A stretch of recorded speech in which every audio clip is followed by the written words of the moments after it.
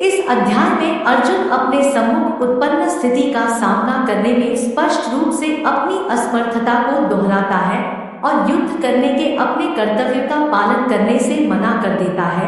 तत्पश्चात वह औपचारिक रूप से श्री कृष्ण को अपना आध्यात्मिक गुरु बनाने और जिस स्थिति में वह स्वयं को पाता है उसका सामना करने के लिए उचित मार्गदर्शन प्रदान करने की प्रार्थना करता है। परम प्रभु उससे कहते हैं कि आत्मा जो शरीर के नष्ट होने पर भी नहीं मरती, के अमर की शिक्षा देकर दिव्य ज्ञान प्रदान करती है। आत्मा एक जन्म से दूसरे जन्म में उसी प्रकार से शरीर परिवर्तित करती है जिस प्रकार से मनुष्य पुराने वस्त्र त्याग कर नए वस्त्र धारण करता है। इसके पश्चात श्री कृष्ण सामाजिक दायित्वों के विषय की ओर आगे बढ़ते हैं। वे अर्जुन को स्मरण कराते हैं कि धर्म की मर्यादा हेतु योद्धा के रूप में युद्ध लड़ना उसका कर्तव्य है। वे स्पष्ट करते हैं कि किसी के द्वारा अपने नैतिक कर्तव्यों का पालन करना एक पुण्य का कार्य है जो स्वर्ग जाने का द्वार खोलेगा, किंतु कर्तव्यों से विमुख होने से केवल तिरस्कार और अपयश प्राप्त होगा।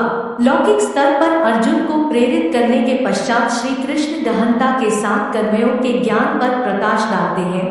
वे अर्जुन को फल की आसक्ति के बिना निष्काम कर्म करने की प्रेरणा देते हैं। फल की कामना से रहित कर्म करने के विज्ञान को वे बुद्धियोग या बुद्धि का योग नाम देते हैं। बुद्धि का प्रयोग मन को कर्मफल की लालसा करने से रोकने के लिए करना चाहिए। इस चेतना के साथ संपन्न किए गए कर्म बंधनयुक्त कर्मों से बंधन मुक्त कर्मों में परिवर्तित हो जाते हैं।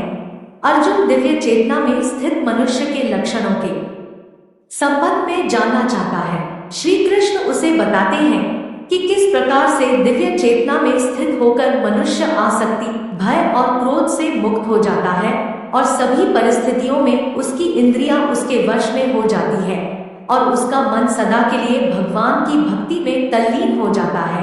अब वे क्रमानुसार स्पष्ट करते हैं कि किस प्रकार से मानसिक संताप, कामवासना और लोभ विकसित होता है और किस प्रकार से इनका उन्मूलन किया जा सकता है।